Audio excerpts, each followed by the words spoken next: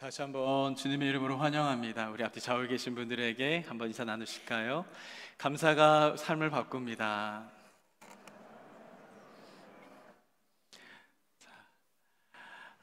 지금껏 이제 계속해서 성도의 능력 있는 성도의 삶에 대해서 계속해서 얘기를 하다가 오늘은 예배가 능력의 인생을 만든다라는 말씀으로 함께 오늘의 말씀을 나눠보고자 합니다. 여러분, 한 사람의 신앙인에 있어서 예배만큼 중요한 것은 없습니다. 여러분 인정하십니까?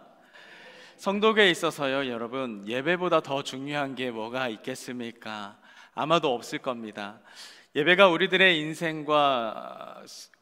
인생의 수준과 또한 우리들의 그런 사람들의 인생의 질을 좌우한다고 결정한다고 생각을 합니다.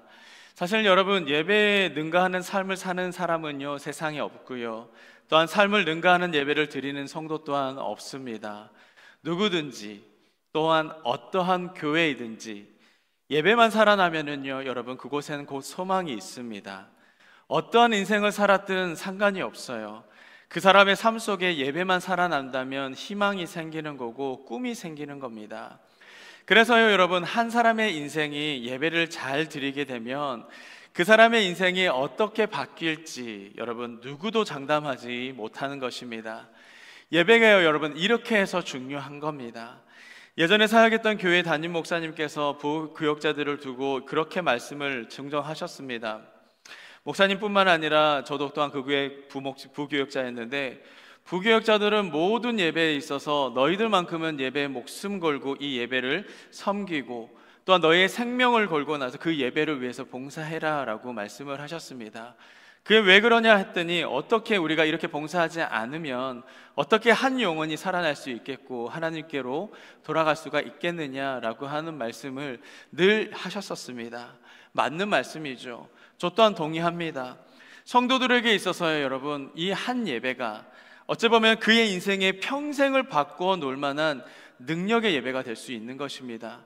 오늘의 이 예배를 통하여서 혹시 삶 가운데 무뎌져 있고 무너져 있던 삶이 다시금 일어나서 회복하고 다시금 세상 가운데서도 승리할 수 있는 믿음의 성도들이 이 중에서도 단 한 사람이라도 있을 수 있다라고 하는 이야기를 여러분들에게 드리는 겁니다.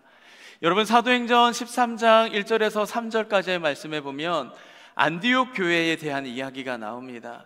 그들은 예배를 어떻게 드렸느냐? 그들은 예배를 금식하면서 예배를 준비합니다. 이들은 이 예배의 중요성을 너무나 잘 알고 있었기 때문인 겁니다. 여러분, 이 중요성을 아는 교회는요, 능력이 있습니다. 여러분, 예배의 중요성을 아는 교회는요, 힘이 있고요, 예배의 중요성을 아는 교회는 분명히 부흥하게 되어져 있습니다. 이 중요성을 아는 인생들은 어떨까요? 우리들의 삶 다르다라는 것입니다. 남들과 차원이 다른 삶을 살아갈 수가 있는 것입니다. 그래서 여러분, 그렇게 살고자 노력하는 사람들에게 이 마귀가 가만히 둘까요? 아닙니다. 마귀든 어떻게든 우리들의 이 예배를 공격하려고 할 거예요. 마귀가 얼마나 많은 이 세상에 있는 예배들을 공격을 합니까? 눈에 보일 정도로 이러한 예배들을 공격을 합니다. 우리들에 있어서 토요일날 저녁에 그 음주문화는 어떻습니까, 여러분? 성도들을 예배를 드리지 못하게 만듭니다. 그 다음날 당장의 예배 날인데, 주일 성일인데 일어나지 못하게 만드는 겁니다. 학생들은 또 어떨까요? 학생들은 게임 문화, 밤새도록 게임을 하게 해. 정말 근데 웃긴 건 뭐냐? 저 포함인데, 주일날, 그러니까 평일날은 야, 너 내일 학교에 가야 되잖아, 일찍 자야지, 게임 하지 말아야지, 영상 보지 말아야지 하는데요, 참 재밌는 건 토요일날은 그냥 둬요. 토요일은 그냥 그래도 되니까. 주일날이 다음 날이 주일인데도 그냥 두더라고요. 이게 무슨 말입니까, 여러분? 그들이 예배를 드리지 못하게 하는 이 사단의 전략이라는 겁니다. 기억하십시오, 여러분. 예배가 무너지면은 여러분 다 무너지는 겁니다. 여러분, 성경을 보십시오. 가인의 예배가 무너지니까요, 인류 최초의 살인자가 되어버립니다. 사울이라고 하는 왕의 예배가 무너져 버리니까 어떻게 해요? 성경 말씀에 기록되어 있는 성경 최초의 자살자가 되어버립니다. 그러한 오명을 안고 죽어버리는 겁니다. 예배가 무너진 인생치고 여러분, 잘된 인생이 있으면 여러분들이 한번 말씀해 보시지요. 사단은요, 이 한 사람의 신앙을 무너뜨리기를 바라면서 우리들의 예배를 무너뜨리려고 지금도 예배를 공격을 하고 있습니다. 혹시 여러분들이 예배를 들어가고 오기에 앞서 오늘 주일날 아침에 일어나서 오늘 주의 성전 가야지, 주의 교회에 예배 드리러 가야지 할 때 여러분들의 마음을 어렵게 하는 또 다른 뭔가가 있지 않으셨습니까? 우리는요, 많은 핑계들이 있지만 그 핑계를 잘 둬요. 내가 우리 집사람과 아침에 싸웠습니다. 제일 먼저 생각 드는 게 뭔지 아세요? 나 오늘 교회 안 갈래. 몸이 좀 아픕니다. 뭐 다른 거는 다 못하겠고 가장 먼저 생각나는 게 뭔지 압니까? 나 오늘 교회 안 갈래. 여러분, 이거라고요. 오늘의 읽은 본문의 말라기는요, 이스라엘의 역사상에 영적으로 가장 어두웠던 시기를 이야기를 합니다. 이스라엘의 역사를 보면은 이 영적 암흑기라고 하는 곳이 두 곳이 나오거든요. 먼저 첫 번째는 사사시대입니다. 또 다른 시대는 오늘 성경을 읽은 말라기 시대, 이 중간기 시대를 이야기를 합니다. 근데 이 두 시대의 공통점이 있습니다. 어떠한 공통점이냐? 예배가 죽은 시기라는 거죠. 한 나라의 영적 암흑 시대, 영적 어둠의 시대가 언제라고요? 바로 예배가 죽으니까 그의 나라가 망하게 되고요, 예배가 죽으니까 그 나라가 어두워지더라 라고 말씀을 하고 있는 것입니다. 여러분, 이스라엘이 이렇게 예배를 실패하는 이유가 뭔 줄 아십니까? 하나님과의 그런 친밀한 관계가 무너졌기 때문입니다. 어떤 부부가 말다툼을 했습니다. 큰 소리로 싸운 건 아니지만 서로 건넨 몇 마디 때문에 마음이 상한 거예요. 하루 종일 마음이 불편합니다. 남편이 출근할 때도 배웅도 하지도 않고 가라지 뭐, 그러면서 마음속에 그러한 서운함과 불편한 마음들을 갖고 있어요. 그러면서 생각을 하는 겁니다. 남편이 퇴근하면 내가 뭐라고 얘기를 할까? 이렇게 말을 하면 내가 이렇게 받아쳐야지. 아까는 그 말 하지 말걸. 내가 이 말 하지 않았으면 내가 확실히 유리해졌는데. 이런저런 생각에 마음이 계속적으로 시간이 가고 마음이 불편해집니다. 남편이 퇴근 시간이 다가오고 일에 손이 잡히지 않는 겁니다. 문을 열고 남편이 들어오면 제일 먼저 뭐라고 얘기를 해야 되나? 못 본 척을 할까? 뭐 이렇게 저렇게 정정긍긍하는 겁니다. 남편이 들어왔어요. 남편이 들어왔는데 아내는 아무 말도 못한 채 고개를 숙이고 있습니다. 남편은 조용히 아내 뒤를 안고 안아줍니다. 그 아내는 눈물샘이 터지게 되는 거죠. 누가 먼저 얘기할 것 없이 서로의 용서를 구합니다. 잘못은 의미가 없는 거죠. 다시금 두 사람은 이전보다도 더 깊은 관계를 유지를 할 수 있는 겁니다. 여러분, 이거라고요. 우리 예배는요, 이 친밀감에 대한 회복입니다. 내 삶의 연인이신 우리 하나님과요, 더 깊은 친밀한 안으로 들어가게 되는 거예요. 매번 우리가 기도할 때마다 나를 자책하면서 울어댈 필요도, 아니면 찬양을 할 때도 신나고 기쁜 찬양 앞에서 회중들의 분위기에 휩싸서서 박수칠 필요도 없는 겁니다. 혹시 내가 하나님 앞에서 얼굴 들지 못할 그 정도의 마음이다 할지라도요, 여러분, 고개 숙이면서 그분을 기다리기만 하면 되는 겁니다. 간절한 마음으로 바라면은 그의 아들을 아끼지 아니하시고 우리에게 내어주신 그 하나님이 우리를 다시금 여전히 맞아주시고 우리를 안아주시는 하나님이십니다. 여러분, 이스라엘 백성이요, 이 관계를 실패를 했습니다. 말라기는 총 4장으로 구성이 되어 있어요. 1장부터 2장까지는 바로 예배에 대한 회복의 말씀이 나오고, 3절은 11조에 대한 이야기, 또 4절에 대해서는 치유와 회복에 관한 말씀이 나옵니다. 그런데 오늘의 본문에요, 2절에서 이 5절의 말씀이 이 모든 말씀의 근거와 해답이 됩니다. 사실 말라기를 이해하는데 오늘의 본문 2절부터 이 5절을 빼면은 그 어떠한 것들도 이해할 수가 없습니다. 왜 이스라엘이 예배를 해야 하는지, 왜 이스라엘이 11조를 해야 되고, 왜 이스라엘이 하나님 앞에서 회복이 되어야 되는지, 그 모든 문제들의 해답이요, 오늘 2절과 5절에 나와 있습니다. 하나님은 이 말라기의 시작을요, 하나님과 이스라엘의 이 관계를 설명하는 것으로 시작을 합니다. 우리 2절의 앞부분의 말씀입니다. 2절의 앞부분의 말씀 한번 다 같이 한번 읽어보겠습니다. 여호와께서, 시작. 여호와께서 이르시되 내가 너희를 사랑하였노라. 여러분, 하나님이 뭐라 말씀하십니까? 내가 너희를 사랑하였다라고 이야기하십니다. 하나님이 이스라엘을 사랑하셨던 이유가 뭔지 아세요? 여러분, 우리의 사랑에는 분명한 이유가 있습니다. 예쁘니까. 아니면 돈이 많으니까, 아니면 착하니까, 여러분 다 자기가 좋아하는 이유들을 갖고 있습니다. 그런데 하나님이 이스라엘을 좋아하시는 데에 대한 이유는 설명하지 않으세요. 말씀에 너희를 사랑하는 것에 대한 이유를 말씀하시지 않습니다. 왜 이유 없는 사랑을 하셨는지 아세요? 그의 답이 6절의 말씀에 나옵니다. 6절 한번 말씀 볼까요? 자, 한번 읽어볼까요? 시작. 내가 아버지일진데 나를 공경함이 어디 있느냐. 여러분, 이게 무슨 말입니까? 하나님은요, 이 이스라엘과 하나님과의 이 관계를 뭐라고 말씀하느냐? 너와 나 너무나도 정확하게 이 자리에 정의합니다. 너는 나의 아들이고 나는 너의 아버지이다 라고 말씀합니다. 여러분, 아버지가 아들을 사랑하는 데 이유가 있습니까? 부모가 자식을 사랑하는 데 여러분 이유가 있습니까? 부모의 사랑만큼 여러분 이유 없는 사랑은 세상에 없는 겁니다. 이뻐서요? 돈이 많아서요? 아니면 내 자식이 공부를 잘해서요? 네 한들의 봉급이 얼마라서? 아니면 네가 좋은 직장을 다녀서? 내가 너를 사랑하는 것이 아니야. 여러분, 이게 바로 부모의 마음 아닙니까? 제가 제 딸이 첫 돌이 지났을 때, 아이가 첫 딸인데요, 첫 딸이었는데 중이염이 와서 열이 막 오르는 겁니다. 가슴이 막 두근두근 거리기 시작을 해요. 아, 이 아이가 이러다 죽으면 어떡하지? 아, 이 아이가 이러다가 귀가 나가면, 귀가 먹으면 어떡하지? 막 집에 눕혀놓고 옆자리에서 그렇게 기도를 합니다. 제가 지금껏 살아오면서 제일 간절하게 했던 기도였던 것 같아요. 제가 여러분 뭐라고 기도한 줄 아십니까? 하나님, 이 아이가요, 하나님, 공부를 잘하든 못하든 상관이 없습니다. 하나님, 사람들이 얘기하는 성공했다고 말하는 그 직장에 들어가든 못 가든 저는 주님 상관이 없어요. 하나님, 이 아이가 정말로 건강하게 자랐으면 좋겠습니다. 하나님, 이 아이가 아프지 않으면 내가 너무 좋을 것 같아요. 이 아이 아프지 않게만 해주세요. 하나님, 제가 하나님 앞에서 그런 기도를 드린 적이 있어요. 그런데 이 아이가 자라면서 저의 기도가 점점 바뀌었죠. 하나님, 이 녀석이 수학이 떨어졌답니다. 하나님, 어떡할까요? 하나님, 투타를 해야 될까요? 하나님, 요즘 그런 기도를 하고 있더라고요.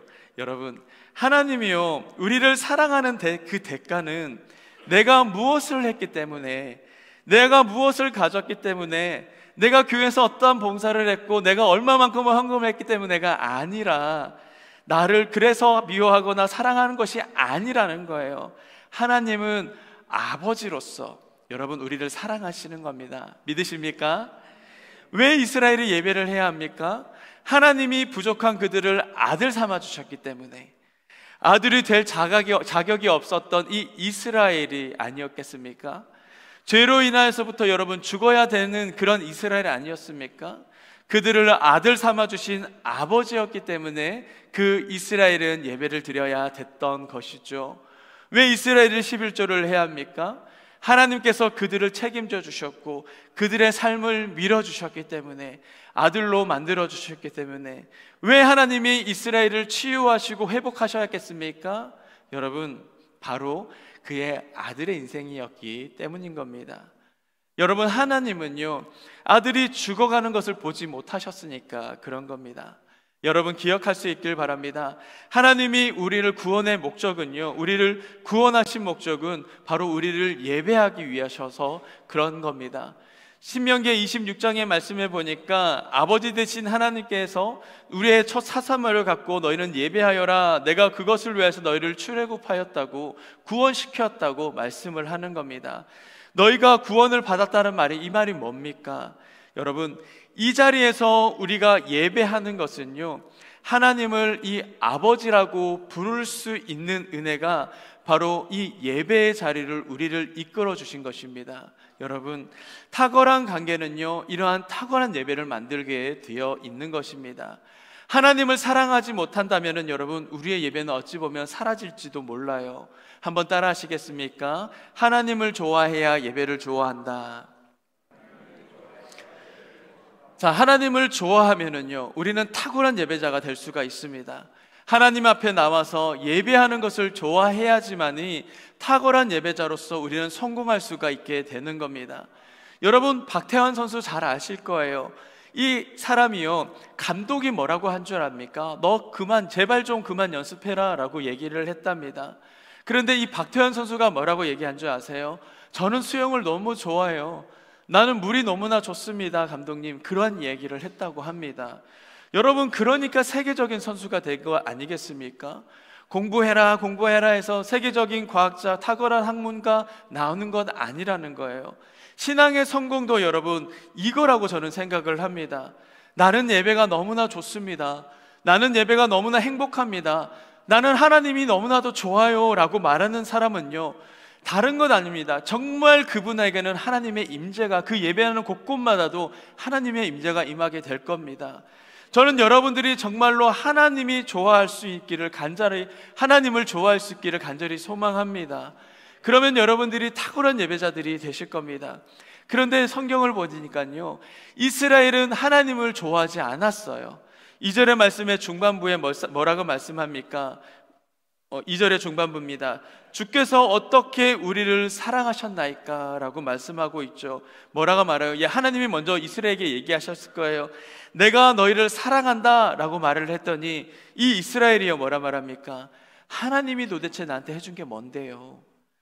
나한테 해준 게 도대체 뭔데 뭘 우리를 사랑한다 말합니까? 이스라엘이 바로 이거를 얘기하는 거예요. 하나님한테 되묻고 있는 거죠. 이스라엘은 하나님을 좋아하지 않았어요. 예배가 실종된 겁니다. 예배가 사라져 버리게 되니까 참된 예배가 없어지게 되더라는 겁니다. 여러분, 그곳에 그 예배의 저주가 임하게 되는 거예요. 하나님이 임재하지 않는 예배가 되어버리는 겁니다. 저는 여러분들이 정말로 하나님을 사랑할 수 있는 믿음의 성도님들 될 수 있기를 바랍니다. 한국에 군대를 가면은, 여기서 군대를 다녀오시는 분들은 아시겠지만, 군대를 가면 신병교육대라는 곳을 갑니다. 신병교육대. 저희 때는 4주간에 거의 한 달을 신병교육대에서 교육을 받았습니다. 특수한 임무가 있으신 분들은 6주 이상 받으시는 분들도 있는데, 이 교육을 받을 때마다, 주일 때마다도 자신의 종교에 따라서 종교 행사를 가게 됩니다. 기독교는 교회를 가게 되고, 천주교는 성당을 가고, 절에 다니시는 분은 절을 갑니다. 당연히 저는 주일마다 교회를 갔죠. 매 주일마다 교회에서 예배를 드리는데, 얼마나 그곳에서의 드리는 이 예배가 은혜가 되든지, 사실 그 상황이 좀 군인의 이제 갓 입대를 한 상황이잖아요. 밖에 속된 말로 싸제교회에서 드려지는 이 예배의 은혜와 좀 달라요. 내 상황과 처지가 너무나도 이게 하나님 없이면 안 될 것 같거든요. 그곳에서 예배를 드릴 때 얼마나 눈물 콧물을 쏟았는지 모릅니다. 그런데 이 종교 행사가 끝나게 되면은요, 뭘 주느냐? 여러분들도 잘 아시다시피 초코파이를 줍니다. 초코바를 주고 콜라를 줍니다. 그런데 이게 밖에서 지금 저는 초코파이 안 먹어요. 안에 있는 마시멜로 너무 싫어가지고 안 먹는데, 그 안에가 제가 그렇게 싫어했던 초코파이가, 와, 이게 복음이더라고요. 근데 종교마다도 이제 천주교 성당과 절마다 이게 뭐에 따라서 뭘 주느냐에 따라서 사람들이 바뀌게 돼요. 종교가 바뀝니다. 심지어는 교회에서 세례를 2번 받는 사람이 3개를 받으면 좀 더 다른 선물을 주거든요. 그래서 제 신학교 다닐 때 후배가 거기서 세례 받는 거 봤어요. 신학교 전도사 생활하던 놈이, 야, 너 왜 또 세례를 받아? 그렇게 얘기한 적도 있었어요. 여러분, 초코파이, 그런 초코바 콜라는요, 아마 이거 하나 준다고 하면 100마일도 걸어갈 거예요. 아마 그 시대, 그 상황은. 그 얼마나 달고 간식을 먹고 싶습니까? 정말 20살, 23살, 22살 되는 정말 건장한 청년들이 아무것도 못 먹고 한 달 동안 단 것이라고는 아무것도 없는 그런 곳에서 이 초코파이는 아까도 말씀드렸지만 복음과 같거든요. 그런데 주일마다 이 줬던 초코파이 콜라를요, 제가 옆에 있는 동기들에게 매주마다 그렇게 나눠줬던 기억이 납니다. 물론 주일이 지난 월요일 때는 항상 후회를 했죠. 내가 왜 그때 내가 초코파이를 안 먹고 쟤들한테 나눠줬을까? 그런데 여러분, 저는 예배가 바로 그거라고 생각을 하거든요. 내가 내려놓지 못하는 것들까지도 내려놓게 만드는 게 이 예배라고요. 내가 아끼는 것들조차도 내가 다 내려놓을 수 있는 게 바로 이 예배라고요. 단순히 기분이 좋아서 그런 행동을 한 것이라고 생각지 않습니다. 예배는 여러분, 우리의 삶을 변화시키는 겁니다. 저는 여러분들의 삶 속에 이 예배를 통하여서 또 여러분들의 삶 가운데 그러한 변화가 일어났으면 좋겠습니다. 여러분, 시간을 드리는 게 아깝습니까? 물질을 드리는 게 여러분 아깝습니까? 내 자녀에게는 500불짜리 1000불짜리 신발 사주고 옷 사주는 게 전혀 아깝지 않은데 10불 하나님 앞에 헌금하는 게 아까워가지고 내 주머니를 지갑을 뒤지는 거예요. 아차 5불짜리가 없네, 아차 잔돈이 없네. 여러분 참 가슴이 아픈 겁니다. 제가 지금 여러분 돈의 액수를 말하는 거예요? 아닙니다. 여러분, 사람들에게도요, 사랑스럽고 좋으면 모든 것을 줄 수 있는 것이 우리들의 성정이에요. 우리들의 마음입니다. 나를 구원해 주신 하나님이 나를 사랑하시고 아들 삼아 주신 그 하나님을 좋으면은 내가 여러분 뭐가 아깝겠냐라는 겁니다. 모든 것을 다 드릴 수 있는 사람이 되는 것이죠. 저는 여러분들이 하나님을 정말로 사랑할 줄 아는 그런 탁월한 예배자가 될 수 있기를 바랍니다. 한번 따라 하시겠습니까? 탁월한 예배는 탁월한 인생을 만든다. 예전에 동아일보에서 나왔던 기사입니다. 제가 이 기사가 참 인상 깊어서 예전에 주보 에세이에도 이 글을 한번 올린 적이 있는데, 일벌과 이 여왕벌에 대한 이야기거든요. 일벌과 여왕벌의 유전자를 검사를 했는데, 여러분, 여왕벌과 이 일벌하고의 이 유전자가요, 태어날 때는 다 같다라고 합니다. 여러분, 여왕벌이 일벌이 똑같이 태어났습니다. 분명히 똑같이 태어났는데 누구는 여왕벌로서 한평생 대접받고 살고, 또 더 누구는 일벌로 평생 일만 하다 살다 죽더라고요. 여왕벌은 여왕벌로서 태어난 게 아니대요. 일벌로서 태어났다가 여왕벌로 점점 바뀌게 된다라고 이야기를 하는 거죠. 여러분, 여왕벌이 될 수 있는 것은 무엇이냐? 바로 이 로얄 젤리를 많이 취하면은, 많이 먹게 되면은 유전자가 일벌에서부터 여왕벌로 바뀌게 된다라고 하더라고요. 그런데 일벌은 뭡니까? 똑같은 로얄 젤리를 먹고 자랐는데 여러분, 대충 먹은 거예요. 대충 먹어서 안 바뀌고 평생에 그렇게 일벌로서 살아가고 일만 하다가 살다 죽더라는 거죠. 이 글을 읽으면서 뭐라고 어떻게 생각한 줄 아세요? 아, 우리에게도 이러한 영적인 로얄 젤리가 있지 않을까 생각을 했었습니다. 벌도 로얄 젤리 먹으면 그 여왕벌 되는데, 그의 인생들이 그렇게 바뀌게 되는데, 진짜로 로얄 인생을 살기 위해서 이 영적인 로얄 젤리 먹으면 탁월한 인생 살아가지 않을까 생각을 한 거죠. 전 여러분, 그게 바로 예배라고 생각을 해요. 여러분, 로얄 젤리 드시길 바랍니다. 예배를 드십시오. 여러분, 예배는 우리에게 있어서 우리의 삶을 채워주는 영적인 로얄 젤리입니다. 우리는 여왕벌과 같은 삶을 살 수 있어요. 그렇게 편하게 살 수 있어요. 여러분, 일 안 하고. 이건 좀 이상하죠. 인생을 바꿔 놓는 겁니다. 내 인생의 속성은요, 똑같이 시작을 하지만 예배 드리는 삶은 달라지게 되더라는 거죠. 오늘의 말씀이 우리에게 알려주는 건 뭡니까? 다 똑같이 태어났고 다 똑같은 밥을 먹으면서 살아가지만 너는 다른 인생 살 거야. 여러분, 하나님이 우리에게 이런 말씀하고 계시는 겁니다. 영적인 로얄 젤리, 바로 예배라는 거죠. 적당히, 소홀히, 여러분, 그러면 그 어떠한 것들도 변화되지 않습니다. 똑같은 인생 살아요.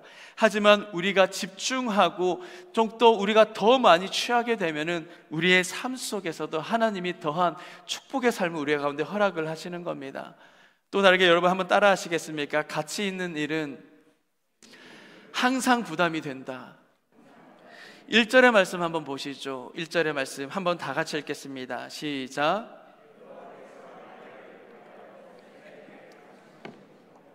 여러분, 여기에서 경고라고 말씀을 하죠. 이 원어의 성경을 보면은요, 짐이라고 나옵니다. 이 짐이 뭐냐? 어깨에 짊어지고 사는 그 짐이요, 그 짐을 이야기합니다. 우리 표현을 다른 표현으로 해볼까요? 이 짐은요, 부담입니다. 부담. 하나님은요, 말라기에게 말씀하셨는데 그 말씀이 이 말라기에는 부담이 된 겁니다.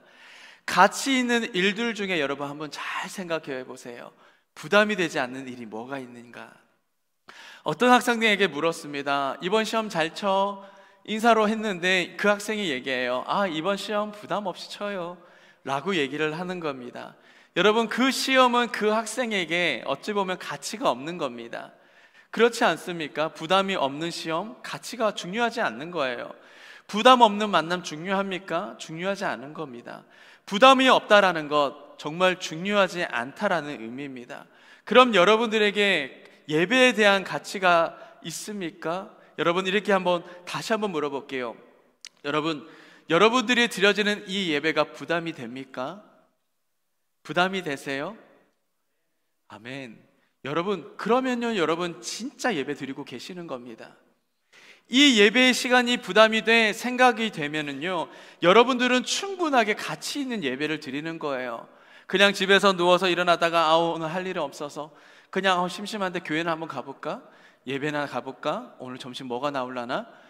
생각해서 여러분 와버리면은요, 예배의 정도가 여러분 그 농도 자체가 다릅니다. 여러분, 헌금은 내가 헌금 드리는데 너무 부담이 돼. 내 가정에, 내 가게에 이 돈만 있으면 좀 더 뭘 더 할 수 있었는데, 그런데 그런 마음을 갖고도 여러분 하나님 앞에 헌금 드리면 충분하게 내 안에 이 헌금이 부담이 되라고 생각을 하시면 여러분들은 충분히 가치 있는 헌금을 하고 계시는 겁니다. 죄 짓는 거 아니에요, 여러분. 그런 마음 들 수도 있다라는 겁니다. 주일날 경쟁 사업장은 다 문 열고 버젓하게 장사를 한다 할지라도 가감히 내가 문을 닫고요, 성전에 나와서 예배 드린다라는 것, 여러분 그만큼 여러분들에게 이 예배가 가치가 있는 것입니다. 이 예배가 하나님 앞에서 내가 가치 있게 예배 드리고 있다라는 그 증명이거든요. 여러분, 여러분의 예배는 가치가 있으십니까?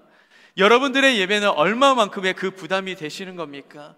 여러분, 여러분들의 인생의 가치와 이것이 연결이 되어 있는 겁니다. 전 여러분들이 정말 부담이 되는 예배를 드리는 것이 좀 당연한 것이라고 여겼으면 좋겠습니다. 부담이 되니까 예배가 빠지고, 부담이 되니까 내가 봉사를 안 하고, 여러분 그런 삶을 하나님께서 어떻게 기뻐하시겠습니까? 여러분 한번 따라 하시겠습니까? 하나님도 나를 부담스러워 하신다. 여러분, 그런 신앙은요, 하나님도 오히려 부담스러워 하신다니까요. 그렇지 않겠습니까? 인격이라고 하는 것이 뭐죠? 우리는 보통 인격이 하나님이라고 얘기를 합니다. 그리고 인격은요, 주고받는 거예요. 옆에 있는 사람이 나에게 야 임마 라고 하면은 나도 저 사람을 향해서 야 임마 하는 겁니다. 여러분, 바로 이게 인격적이다라고 얘기를 하는 거거든요. 내가 하나님을 부담스러워하면 하나님 또한 나를 부담스러워 하시는 거예요. 하지만 그 부담을 가치로 여기고 하나님 앞에 드릴 수 있는 그 여러분들이 되신다면은 하나님께서도 여러분의 삶을 얼마나 가치 있게 여기실까요? 여러분들의 삶을 얼마나 복되다 말씀하실까요? 그런 인생들 될 수 있기를 간절히 바랍니다. 여러분요, 마지막으로 참된 예배는요, 바로 우리의 삶의 예배인 것이죠. 하나님은 우리의 생활의 예배를 원하고 계십니다. 단주 일주에 7일간의 하루 정도 내서 그냥 교회에 나와서 예배 드리는 것, 그것만으로 하나님은 만족하시지 않으시는 겁니다. 하나님은 그 7일이라면 7일 모두 다 하나님을 예배하는 그 예배 시간이길 원하시고 계세요. 여러분들의 가정에서, 여러분들의 직장에서 정말 예배가 되셔야 됩니다.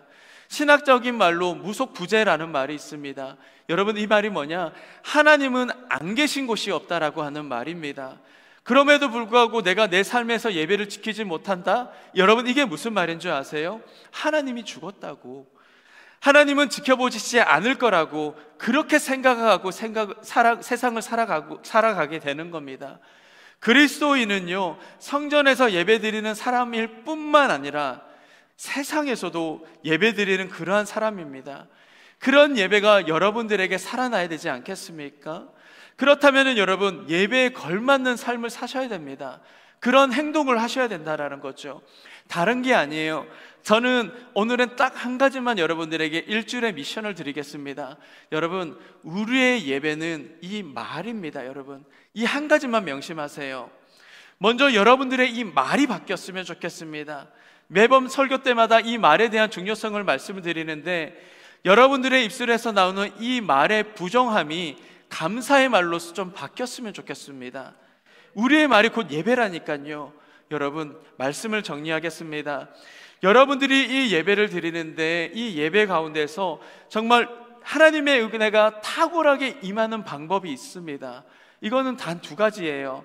먼저는요, 이 예배하는 것만큼은 여러분 좀 사소한 것까지도 여러분 좀 챙기시길 바래요. 좀 강하게 말씀드리면 예배 드리는 것만큼, 관한 것만큼은 사소한 것에도 여러분 목숨을 걸 수 있기를 바랍니다. 여러분, 사소한 것은 정말 사소한 것으로 치부해 버리세요. 누가 내가 운전할 때 옆에 끼어든다? 그냥 눈 감고 이해해 주세요. 아, 바쁜 일이 있구나. 새치기를 한다 하더라도 여러분 한번 눈 감아주세요. 굳이 우리가 그것에 목숨 걸고 창문을 내려가면서 그 사람하고 씨름할 필요가 없는 겁니다. 하지만 여러분, 예배만큼은 좀 사소한 것에도 목숨을 걸 수 있기를 바랍니다. 그 중에서 가장 쉬운 것부터 한번 얘기를 드리면, 여러분, 앞자리부터 지키십시오. 예배가 바로 그겁니다. 이 앞자리는요, 여러분, 탁월한 자리예요. 탁월한 것. 저는 여러분들이 올 때 좀 굉장히 텅 빈 아무도 안 앉아 있는 성전에서 가장 먼저 오셔가지고 저 뒷자리부터 탁 앉아 계시는 분들 보면은 좀 안타깝습니다. 제 자식 같았으면요 좀 앞으로 가자 했을 거예요. 제 자식 같았으면 좀 때려서라도 좀 앞자리 가자. 이게 복된 자리인 거 알기 때문에 그래요. 여러분, 정말 이 사소한 것이요 여러분들의 영적인 상태를 좌우한다라고 생각을 합니다. 여러분, 앞자리하고 뒷자리는 예배드리는 이 눈매부터가 달라요. 앞자리에 앉아 계시는 분 눈매를 한번 보시면은 어우, 저를 사랑하세요. 이분들은 지금 제가 부담이 돼서 지금 멀리 계신 분들을 계속 보고 있어요. 여러분, 부담을 갖지 마시길 바랍니다. 이 앞자리부터 사수하십시오. 아멘이십니까? 자, 두 번째로는 이 예배를 위해서 준비를 하셔야 됩니다.